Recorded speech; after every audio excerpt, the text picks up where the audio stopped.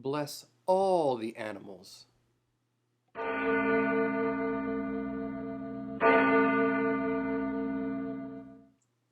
Hello, everyone, and welcome to another episode of Hey Father Alex, where you have questions and together we discern the answers.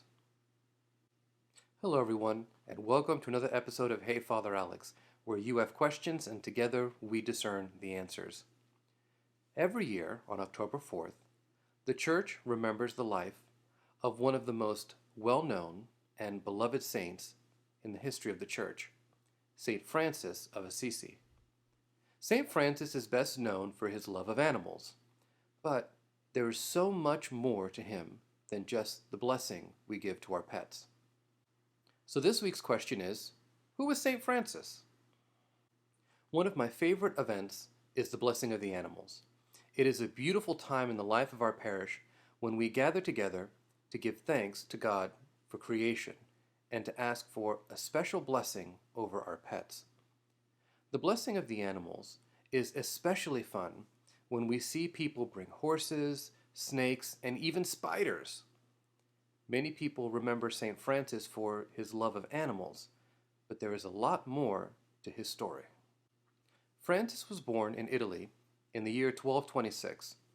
He came from a rich merchant family. Growing up, he had everything he could want. He loved to party and run around causing trouble with his friends. Faith in God was not an important part of his life. His dream was to become a knight, so that he would go to war and win glory for himself. His military career was cut short after he was captured after his first battle and held hostage for nearly a year. The turning point came when he walked by an old and dilapidated church and decided to go inside and pray. He heard a voice call out, "Francis, rebuild my church."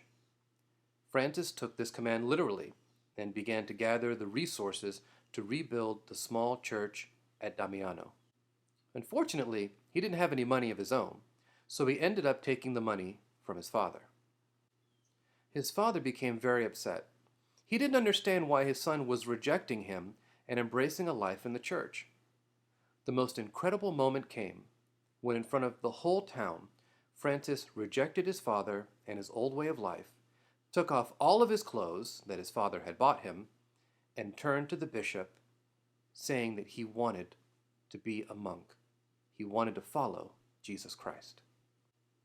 Eventually, Francis deepened his spiritual life by embracing three principles: poverty, chastity, and obedience.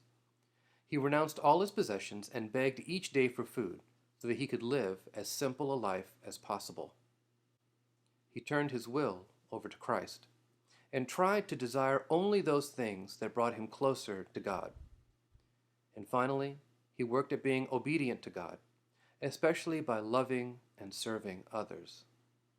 Some people began to notice how Francis was living, and they decided to join him. Eventually, Francis was given permission to start his own religious order.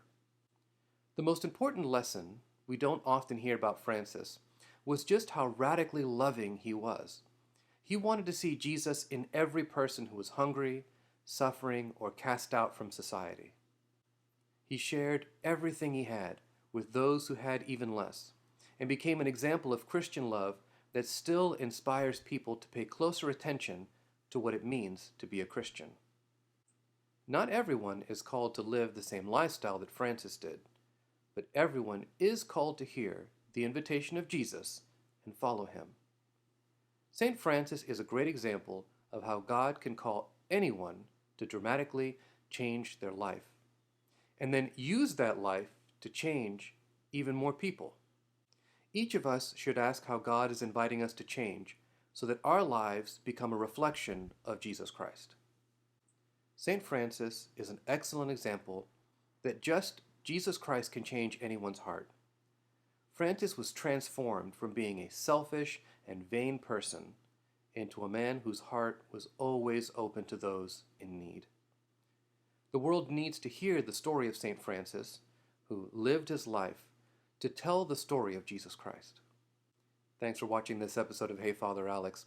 If you liked it, go ahead and hit that like button. Don't forget to subscribe to the channel, and may God bless you now and always.